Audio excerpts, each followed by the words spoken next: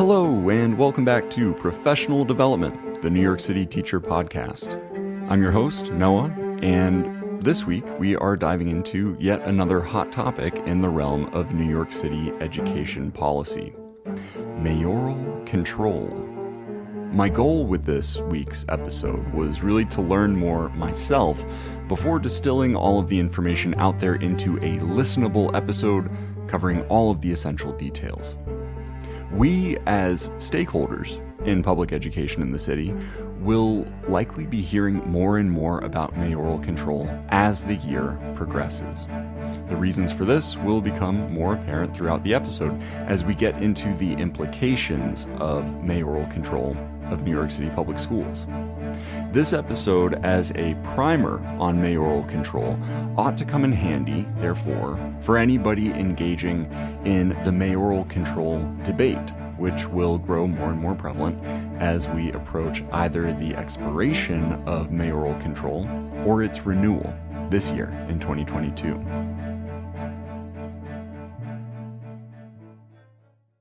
So, what is mayoral control? And what did our school system look like prior to its inception?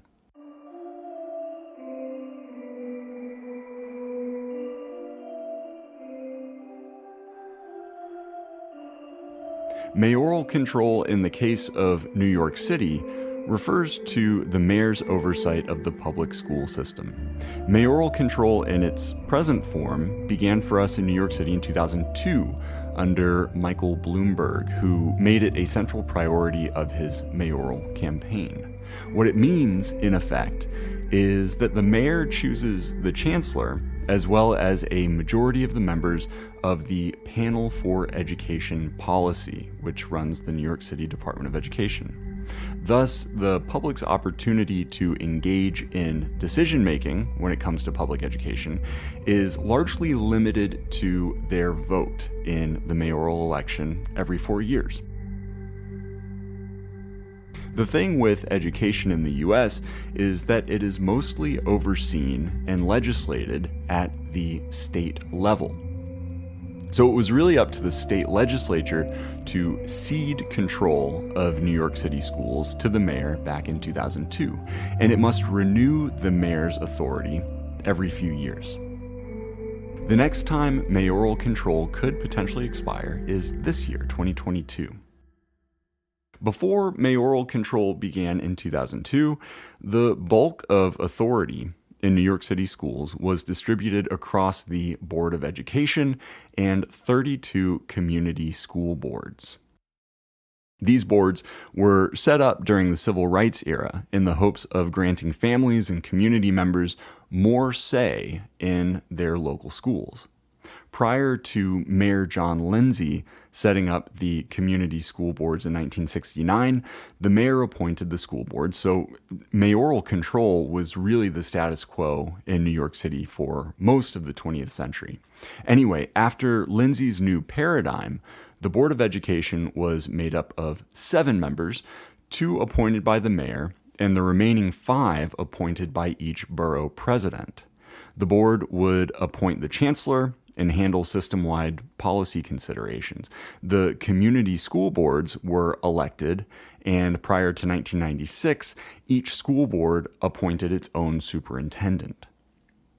Turnout for these elections tended to be quite low, even, for the standards of local elections in the United States, which are tragically low.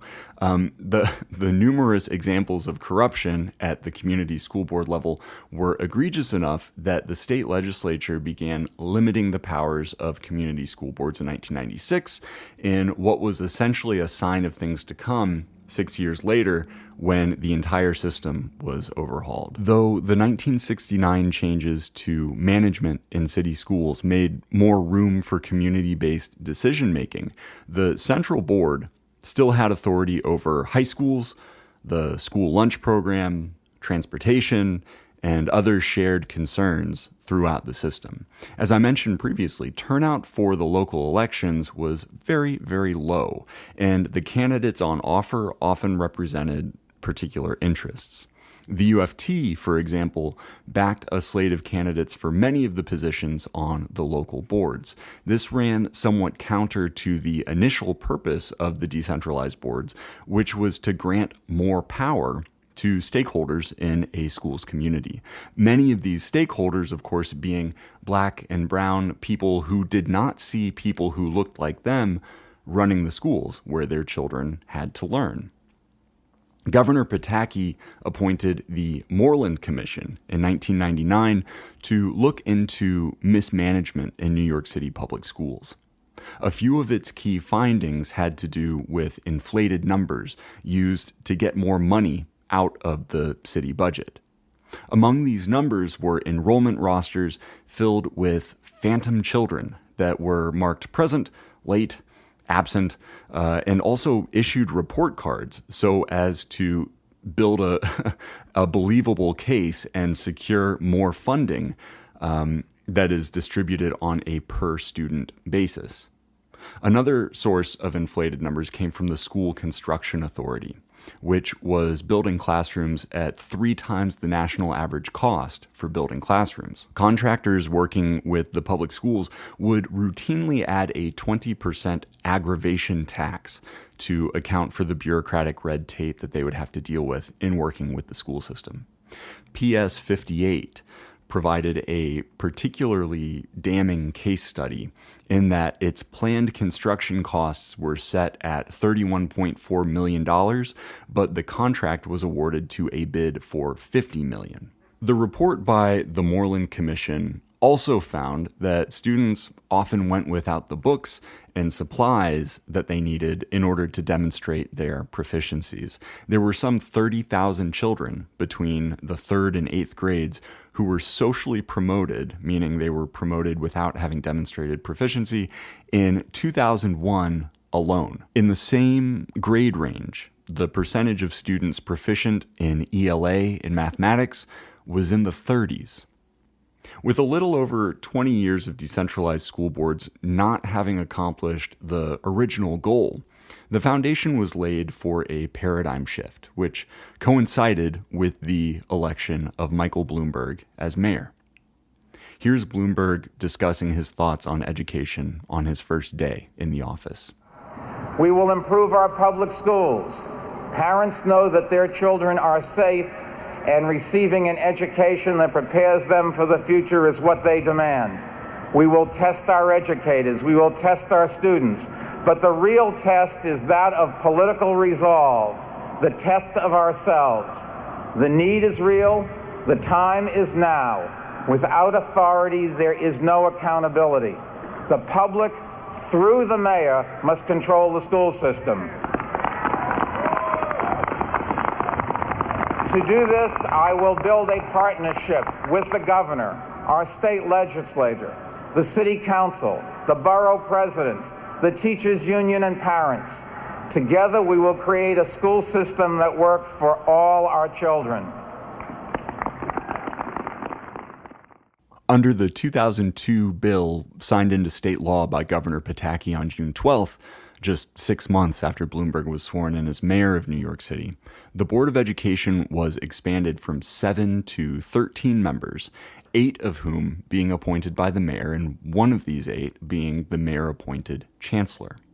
The 5 members appointed by the borough presidents would, from that point forward, have to be parents of New York City public school students. The board's responsibilities would continue to include approval of the school budget and capital spending plan, as well as the setting of citywide education policy, but daily managerial concerns would fall on the chancellor-appointed superintendents. If the problem with a decentralized school system was the resulting unclear chain of custody and accountability, then it would seem that this new system would address that problem. In all cases, the responsibility lies with the mayor. Whether things are going well, whether they're going horribly, everything goes back to the mayor, who has control of the system. That seems to be what Bloomberg is suggesting here in an editorial published in Queens Chronicle the day after Pataki and the state legislature authorized mayoral control.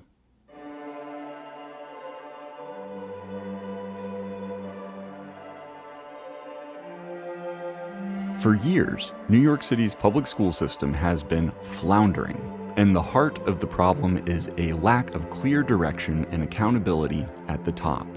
The current structure for running the school system promotes diffused, confused, and overlapping layers of authority. It creates clouds of uncertainty just where clarity of purpose is desperately needed. Mayors Koch, Dinkins, Giuliani, and I have all agreed that this structure for running the schools does not work, and we have fought to change it. The mayor should have sole control over the appointment of the school's chancellor, and the chancellor should report directly to the mayor. That establishes democratic accountability, and if democracy can be trusted to safeguard our social services, police forces, and other essential services, why wouldn't it work to protect our most precious resource, our children? The details of a new blueprint for running our public schools are still being decided, but I promise you this: the end result will be a system for running the schools that puts kids and parents first. We're going to build on what works in our schools, and a common denominator among all of our city's most successful schools is strong parental involvement in the education of our kids. We're going to make sure that our schools are safe and orderly. We're going to make first-rate education the reason why the city's 80,000 school teachers come to work every day. And we're going to overhaul the current crazy quilt system of building, maintaining, and managing school buildings. The buck stops here. That's the sign that President Harry Truman used to keep on his desk in the White House Oval Office. It was a reminder to himself and everyone else about who had the ultimate responsibility for success or failure in running the country. For too long, it's been too easy to pass the buck for our failing schools. Not anymore. From now on, the education buck will stop here at the mayor's desk. There are a couple of interesting things happening in this article. Of course, Bloomberg invokes Harry Truman when suggesting that he will be personally responsible for the success of schools. The buck stops here anecdote is something politicians love to pull out, but as long as the buck stops with Harry Truman, let's not forget he was a war criminal and his weak character was directly responsible for initiating the Cold War. That's sort of off topic, but it would seem to me like politicians ought to go looking for better anecdotes than that one to illustrate their willingness to be held responsible, as it seems history is not actually holding Harry Truman all that responsible for his actions, as illustrated by the anecdote on responsibility itself. The really interesting thing here is the contradiction embedded in the responsibility argument, though. Bloomberg is simultaneously saying the buck stops with me, and a common denominator among all of our city's most successful schools is strong parental involvement in the education of our kids. He is at once dismantling the community school boards, which were a parent's means of becoming more directly involved in their children's education, and reminding parents that their involvement is a key precipitate to the success of schools. It's almost like a backdoor or an escape hatch to mayoral responsibility, a blame the parents parachute of sorts, not all that unlike the blame the teachers union excuse that is pretty familiar to us. As far as management goes, there were certainly downsides to the community school board paradigm, the same way there were downsides to the centralized paradigm that it replaced. Probably there is no management structure that can serve as a silver bullet when there are so many factors that impact a school system. One thing with mayoral control that cannot be denied, though, is that it makes the mayor's stance on education very, very important. The mayor, a non-educator, becomes the chief decision maker in city public schools, and their opinions, however unfounded, will shape the educational experiences of over 1 million students. In the case of Michael Bloomberg, those opinions, which would transform New York City public schools dramatically over his 12 years in office, were not very good. Bloomberg appointed Joel Klein as his chancellor in 2002, and together they cut funding left and right. Arts programs suffered a 47% cut in funding, and over a quarter of public schools went without a full-time arts teacher. In black and brown neighborhoods in the South Bronx, where schools were less likely to have the financial cushion of a PTA or boosters club, over half of schools lost their arts teachers. The Small Schools of Choice movement was a collaboration between Klein and the Gates Foundation, a notorious pro-charter nonprofit. The goal was ostensibly to drive up test scores by decreasing the size of each individual school and increasing the ratio of administrators to students.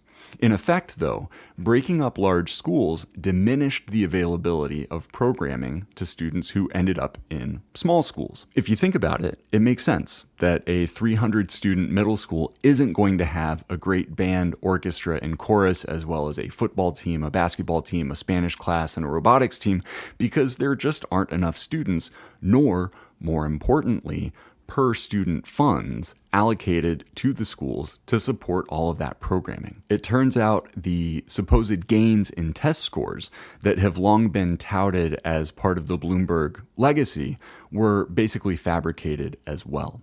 To explain in greater detail, here is an excerpt from an article by Leonie Hameson and Diane Ravitch.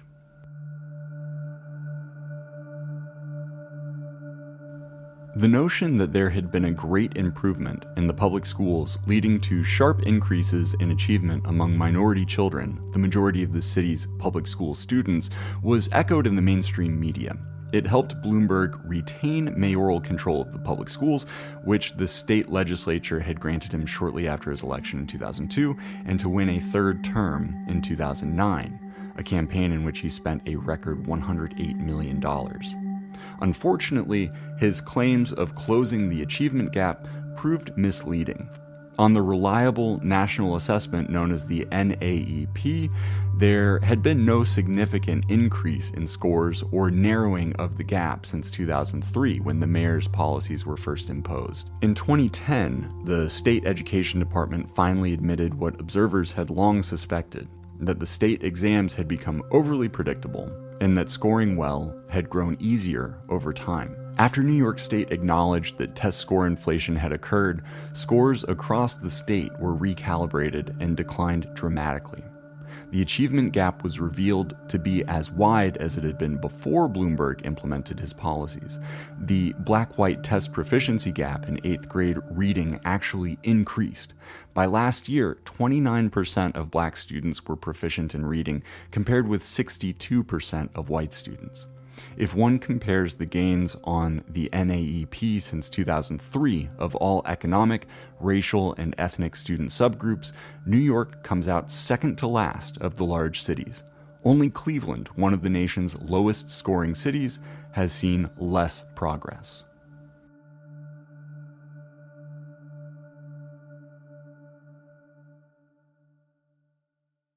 What the Small Schools of Choice movement really did was open up a great deal of space in public buildings for charter schools, which, under Bloomberg, exploded from 17 to 78 in just 6 years. Maybe this was what it was all about. Ever since his tenure as mayor, Bloomberg has been a huge charter advocate and funder. Just last month, he announced a $750 million spending campaign of his own that would fund a charter expansion in cities across the country. His daughter, Emma, married Jeremiah Kittredge, a former pro-charter political action committee operator who got kicked out over allegations of sexual misconduct and now runs what appears to be a completely made-up environmental nonprofit. So in the case of mayoral control as an accountability-affirming alternative to a decentralized public school system, what is the public's democratic recourse when it appears as if the mayor's interests do not align with those of the public? Well, Bloomberg got reelected in 2005, signaling the public's approval of the status quo. But Bloomberg would have to make the case to continue mayoral control in Albany in 2009, when the legislation was set to sunset. Though those in favor of mayoral control held a slight majority in the polls, there was opposition. Parent groups and public officials argued that parents' influence in policy decisions had been diluted under mayoral control. Critics of mayoral control wanted greater transparency over school finances, which led to calls for the city's independent budget office to oversee the Department of Education's budget, as it does for other city agencies. Some argued the Panel for Educational Policy, which had replaced the Board of Education in name, should be given more authority over policy decisions and not simply act as a rubber stamp for the mayor. Finally, the loss of job ownership due to the restrictions placed on educators in the new system had caused an enormous morale implosion among teachers that needed to be corrected. In the hopes of facing down these arguments, Bloomberg and his allies launched a massive lobbying effort paid for in part by Bill Gates and with respected educators, respected and highly compensated educators serving as the faces of the operation. The UFT backed away from calling for major changes in return for promises of a favorable contract, which we may see again. The mayor's allies on newspaper editorial boards and in the business community spoke up to support mayoral control. Even though nobody really wanted to go back to the old system, the administration portrayed those who advocated changes in the governance system as wanting to do just that. And that will be a recurring theme in the discussion of mayoral control. Nobody seems to think the old system worked all that well. So even though the new system has tremendous flaws, it doesn't face strong enough opposition. No viable alternative ever seems to be presented, so the devil we know stays in power. Each time mayoral control has been set to expire, it is renewed, and all evidence points to a repetition of that cycle this time around, as once again, there is no proposed alternative other than a return to the pre-mayoral control paradigm that nobody seems to like. The likelihood is pretty low that after 20 years of white mayors blundering through mayoral control, Albany would suddenly repeal it the year a black mayor is elected. That would look really bad. That said, it is possible for the state legislature to tweak mayoral control when renewing it. In 2019, the legislature added 2 seats to the Panel for Education Policy in the hopes that it might act a little less like a rubber stamp for the mayor. It remains to be seen what sort of changes might be made to result in a stronger system, or if a new plan might be developed to completely overhaul the system. What is pretty clear, though, is that mayoral control is not inherently any better or worse than any other management system we've seen. The issue is really that it vests so much power in one individual. If that individual is the right individual, mayoral control could be wonderful for stakeholders in New York City public education. With the wrong mayor, however, there is nothing to stand in the way of catastrophe. Okay, questions. Let's start with the squirrel up front. Go ahead, squirrel. Me? Okay. Mr. Mayor, you've said you intend to keep schools open despite skyrocketing COVID numbers and outcry from teachers. Does that still make sense? Thank you, Nut Nut.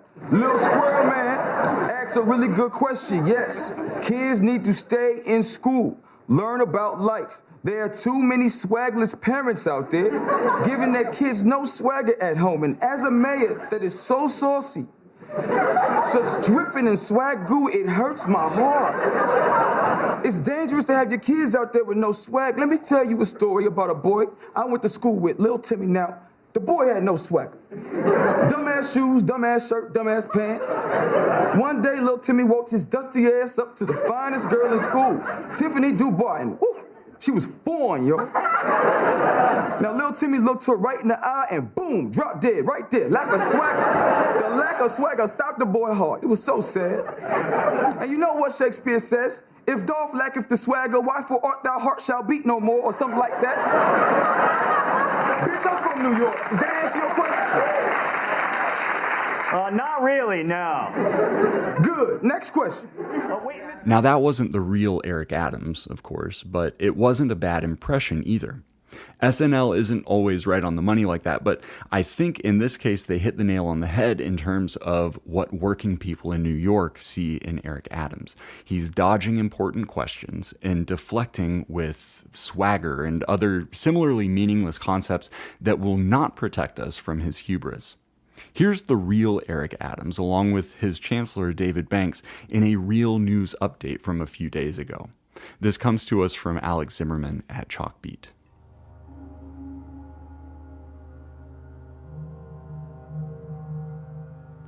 New York City is in talks to create a remote option this school year and is working to iron out the specifics with the city's teachers union, Schools Chancellor David Banks said on Thursday. My goal is to create an option that will take us at the very least to the end of the school year, Banks said in a virtual meeting of the Chancellor's Parent Advisory Council, which is made up of parent leaders citywide. If I could figure out a way to do a remote option starting tomorrow, I would. It's not quite as simple as that because you have to negotiate this stuff with the unions. I'll cut in there for a moment. We spent much of last year remote, and the union has been asking for a remote option off and on since the beginning of this year. So good news, Mr. Banks, we got you covered. The article continues. He added, I do think we can come up with something because there's enough political pressure that has been put on. The city's teachers union indicated Thursday morning that they are open to a remote option but did not say what specific models they might support.